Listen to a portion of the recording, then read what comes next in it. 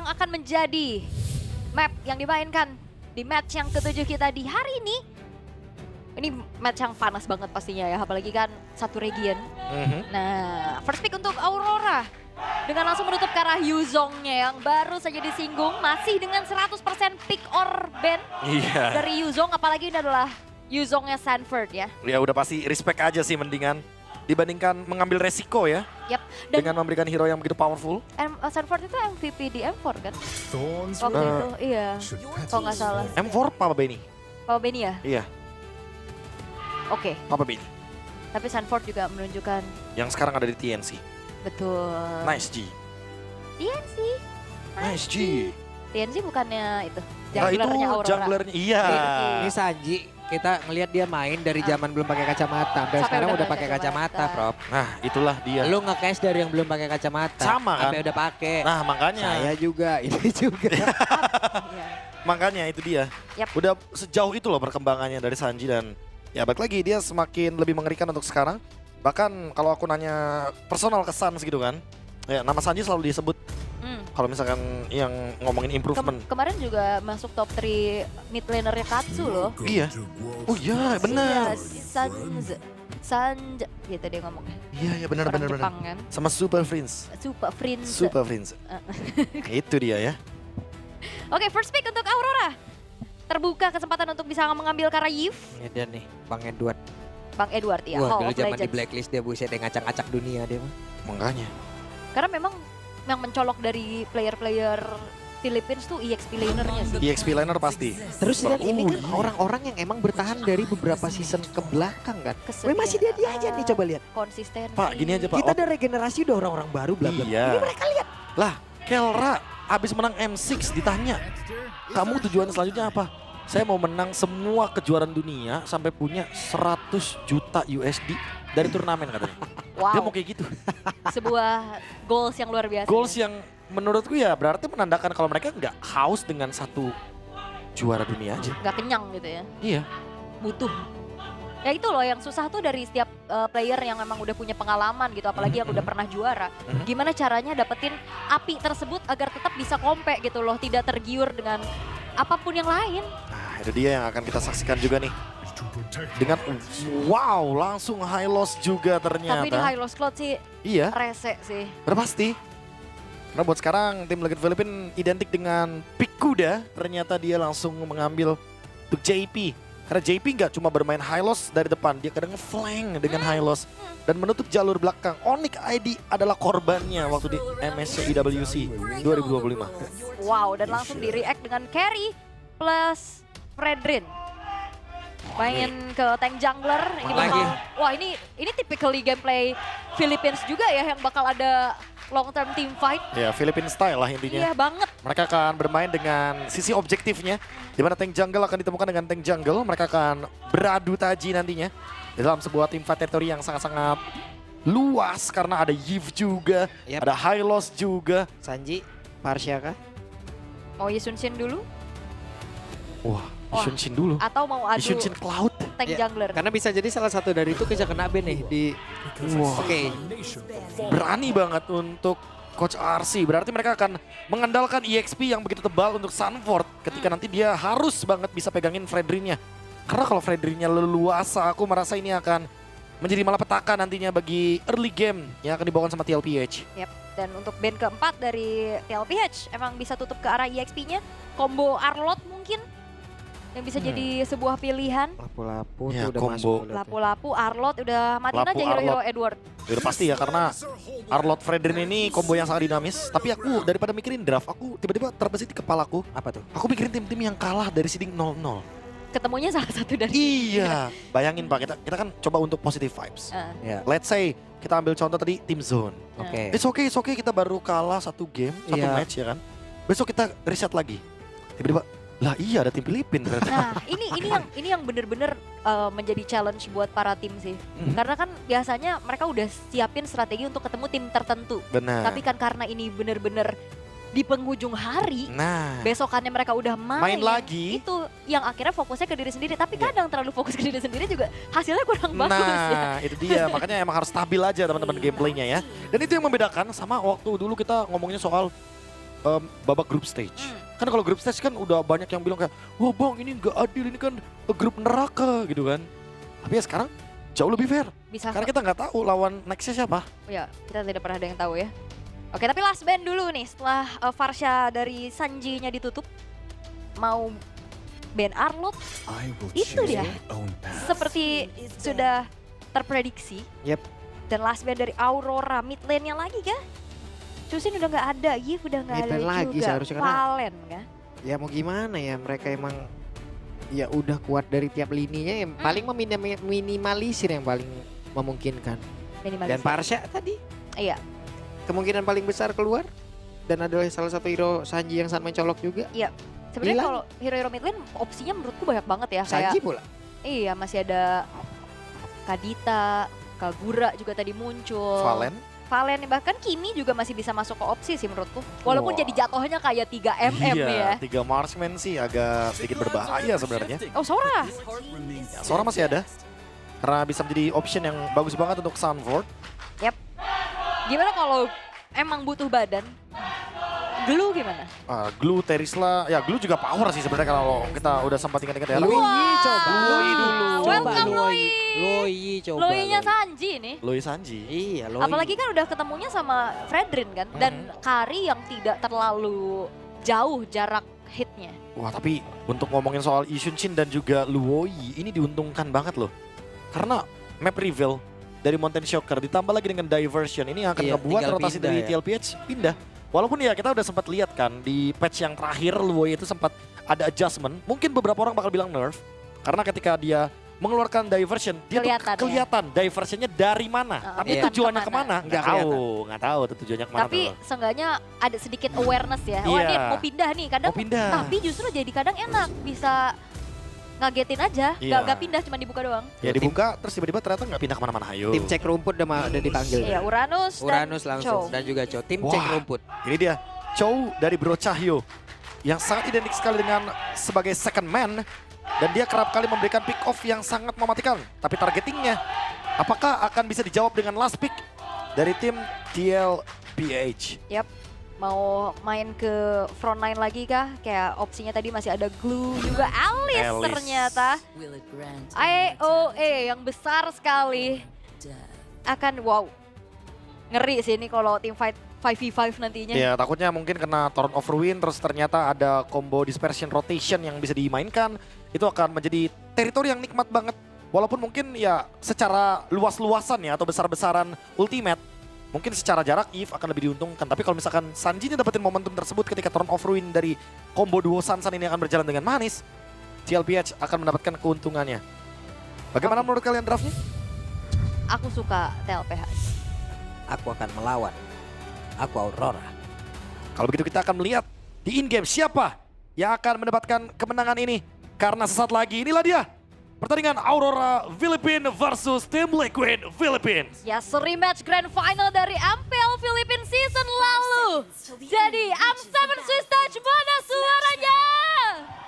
Yeay, masih semangat.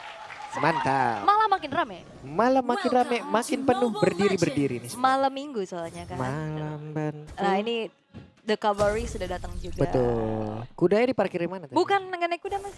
Enggak ya? Nggak ada. Sapi mungkin? Agak berlebihan nih mulai malam nih, 50 nih ya. Kita tandain ya. Cuman misi balas dendam dari Aurora Gaming Philippines apakah mampu ditunjukkan di match kali ini? Ya walaupun ini akan membuat siapapun yang masuk ke pool 1-0 ya semakin keras lagi ya perjuangannya. Oke, diganggu. Light mencoba tadi mendekati ke arah dari Kalzi dan berhasil Kalzi ya tadi. Dengan Masih cukup aman, cepat ngedapetin ke arah itu Wonder. Oke, masih cukup aman untuk keadaan sejauh ini juga. Ya head to head dari kedua belah mid laner sebenarnya ini Sanji agak sedikit susah ya kena poke dari kejauhan juga, Bro. Ya udah pasti ya karena kita tahu jarak dari Void Blast walaupun dikurangi tapi untuk di match up kan dengan beberapa mid laner dia tetap diunggulkan. Termasuk juga dengan adanya Chushin sebagai salah satu pilihan dari match up-nya.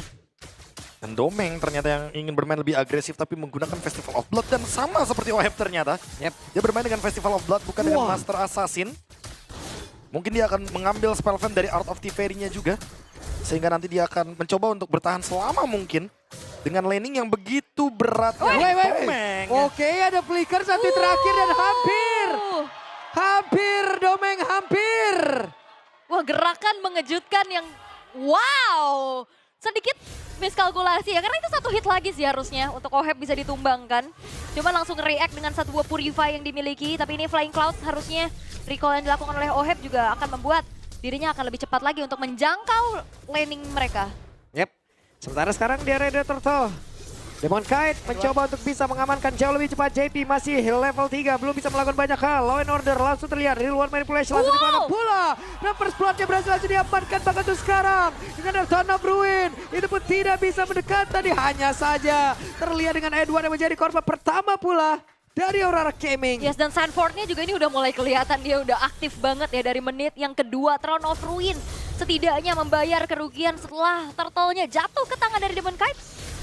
Oh, Light hanya untuk mengganggu saja ternyata. Iya, karena emang balik lagi ya, proyeksi dari tim Liquidnya nggak bakal langsung mengarah ke arah objektif. Karena mau gimana pun, lawan Fredrin agak berat sejujurnya. Nah. Di early game seperti ini emang lebih baik cari point kill aja, cari trade aja sebisa mungkin. Dapetin objektif itu kayak bonus aja lah. Kalau nggak dapet ya udah. Better mereka ambil ya hal-hal lain, red kill, scavenger salah satunya juga yang mungkin bisa menjadi option. Karena Karl TZ sekarang sebenarnya udah unggul secara level, secara individual tapi balik lagi. Secara tim, Aurora Gaming mungkin masih lebih sedikit diunggulkan apalagi dengan point kill yang didapatkan juga. Yap. Oke, dan dari Aurora Gaming sebenarnya dengan membawakan tank jungler dan dapetin turtle pertama udah checklist lah ya job desk-nya. Udah oke. Kemana tuh? Kemana tuh? Mundur. Overthinking satu map. Iya, apalagi tuh langsung dibuka kan mapnya yang di bagian kiri sama Bro Cahyo, sama Light. Dia nggak mau ada geng ke arah dari Yue. Takutnya ya tiba-tiba mereka ternyata menggunakan diversion untuk menemukan atau nge-spot Yue-nya. Atau minimal memaksakan flicker dari Yue. Karena seperti yang kita tahu ya ini, jawaban dari Cloud adalah jawaban untuk Yves-nya. Dan nanti di mid game Blazing Duet-nya udah pasti bakal langsung ke belakang. Oke. Wow. Dari sekarang Oheb masih berusaha untuk bisa mengamankan karena satu wave ini yang ada. Tapi Edward dan juga Sunward entah kapan ini selesainya nih berdua nih. Capek ya. Ini kayak nama item, Endless Battle. Gak selesai ini dari tadi. Aduh, sustain aja dan udah cuekin. Gak mau ngehit satu sama lain, lebih fokus untuk nge-clear aja ke arah wave minionnya juga karena sudah mulai terlihat panggilan di mana turtle yang kedua akan segera muncul. Wow, tapi ada trap sepertinya akan dilakukan untuk memotong pergerakan dari Sunford. Oke, masih aman harusnya dari Sunford-nya juga, walaupun agak sedikit jalan kaki ya. Diversion. Dan ada perpindahan tempat kali ini akan pergi ke arah mana. Sementara itu, lala. Purple Buff Prof Itu yang dia. menjadi pilihannya. Diversion yang emang tujuannya untuk memperkuat individual dari Karl TZ. Sehingga malah membungkam Demon Cat secara perlahan. Iya. Tapi telat sadar kayaknya dari Aurora Gaming Philippines. Karena mereka mungkin expect-nya bahwa Diversion barusan akan menuju ke area dari Kramer bawah. Yap, sementara itu Glorious Pathway langsung dikeluarkan. Tapi masih ada wave minion pula. Domeng masih berusaha untuk bisa mengamankan tadi ke arah satu. Gold Crab pula. Yep, masih dapat ya last hitnya juga. Cuman ya itu yang memang dilakukan sama tim Liquid. Mereka mengikhlaskan turtle yang kedua dan mencari pertukaran yang bisa cukup lebih adil. Yap. Sementara itu, belum ada hal lagi yang dilakukan secara lebih. Sementara sekarang, Domeng masih cukup wah masih ngetes loh. Iya, masih tarik ulur untuk setidaknya menyicil ya ke dalam satu buah outer bottom turretnya. Karl TZ yang sedang melakukan farming dulu. Dia mau memaksimalkan nantinya di saat team fight di waktu yang tepat. Dia udah mumpuni nih untuk segi damage yang disumbangkan. Karena kalau kita lihat dari goldnya juga udah mulai kebanting nih untuk Demon Kite. Karena emang dia tipikal yang nanti akan digunakan untuk team fight. Sebenarnya Karl TZ untuk farming dulu nih. Dia ingin menjauhi level, dia ingin unggul dari segi objektifnya juga. Ketika individualnya bakal menang, retry-nya akan semakin lebih masif damage-nya. Ini Domeng kayaknya udah sadar sih. Ada hawa-hawa tidak enak ya, terjadi keramaian. Dan nunggu dulu teman-temannya buat backup baru clear. Seperti biasa ya, game sense dari Filipina tuh kalau misalkan hilang di map, mereka nggak bakal mau muncul duluan. Iya. Oke, Karl TZ maju. Oke, langsung ditabrakin dan mau tidak mau Yue. Harus flicker. Sabar, Jangan Mas. dimarahin Mas Karl TZ. Kenapa dimarahin? Itu teh ya Allah. Dimarahin. Marahin balik. Marahin balik. Ada yang marahin. coba. Dimarahin loh. Saya juga kaget tadi. Sama Nggak kedengeran terlalu lagi. kedengeran sih, tapi ya kedengeran di bagian ininya ya. Karl TZ-nya ya. Karl TZ-nya, oke. Noheb sekarang udah punya Demon Hunter Sword sebenarnya. Jadi ada sebuah alasan kalau emang tim Liquid akan melakukan team fight nanti berlima secara masif. Karena untuk sekarang dia bisa langsung target Blazing Duet ke belakang. Ohebnya juga punya Purify, jadi nggak perlu takut sama Light. Wah ini bakal Oke. 5v5 nih. Dan ini dia, apa yang akan terjadi? Langsung Anton of Ruin dikeluarkan, sementara sekarang ada Real World Manipulation. Kaltesi berhasil untuk mundur, Yue-nya udah tidak bisa diselamatkan kembali. Sementara JP-nya masih berusaha untuk bisa menyelamatkan diri dan tidak untuk waktu yang lama. Domeng masih menghantarkan damage begitu mengerikan. Sunford bisa kan bertahan tapi langsung ditendang. Oheb mencoba untuk bisa memberikan perlindungan dengan satu blazing duetnya, di mana sekarang Light-nya masih berhasil untuk bisa mundur dan juga mendapatkan tempat yang jauh lebih aman. Domeng kita Berkejar. masih berhasil mundur walaupun Sanji berusaha untuk bisa mengejar. Iya itu kalau Demon Kite-nya nggak kabur sih harusnya bisa ketangkep ya atas diversion yang tadi keluar juga. Cuman fight yang cukup panjang, Edward bertugas untuk memisahkan pemain-pemain tim Liquid yang lain, tapi Turtle sekarang akan jatuh harusnya ke tangan dari tim Liquid. Wow, ini match yang sangat Fight-nya Boleh. Oke, boleh. Oke. Ini dia adu yang aku nanti-nantikan. EOE yang gede banget, targeting seperti apa. Walaupun sebenarnya tadi di team fight Demon Kite-nya free hit ya. Ya, tapi jujur sih ini tetap menjadi luoi mimpi buruk kayaknya bagi Aurora Gaming Philippines. Karena terlihat dari pertandingan terakhirnya juga kan mereka kena elemen kejut dengan adanya diversion dari Sanji. Sekarang juga terlalu banyak kejutan yang diberikan. Salah satu contohnya adalah tadi ketika ternyata diversionnya menuju ke purple buff, mereka ingin memenangkan secara individual dari Karl TZ. Sekarang Karl TZ-nya udah unggul secara gold dan juga level. Bahkan menuju ke item kedua, Endless Barrel. Udah jadi. Artinya akan punya 30% cooldown reduction yang sangat-sangat mempermudah Karl TZ untuk in-out dalam Ya. teamfight besar. Tapi ini agak under ya buat Oheb-nya ya, ketertinggalan dari segi itemnya juga. Item keduanya masih belum selesai. Yap, lambat laun dengan adanya farming yang tadi dilakukan oleh Karl TZ ini udah mulai bisa ngebocorin juga pastinya ya untuk Edward Blindless Battle-nya selesai. Oke, mau maju ini agak sedikit susah sih dengan pasif duality-nya ini. Ya, ditambah lagi dengan adanya clear wave yang begitu cepat ya dari tim Liquid. Mereka punya Blazing Duet, mereka punya Mountain Shocker juga dengan kapalnya Yue. Yue tidak sempat walaupun berusaha untuk bisa menambahkan sedikit HP-nya dan juga absorb-nya lewat Real World Manipulation. Oke, Dan sekarang kembali terjadi sebuah pertempuran untuk memperebutkan satu tempat yang ada di bagian tengah dan berhasil diamankan oleh tim Liquid dan mereka berpindah tempat. Bye-bye.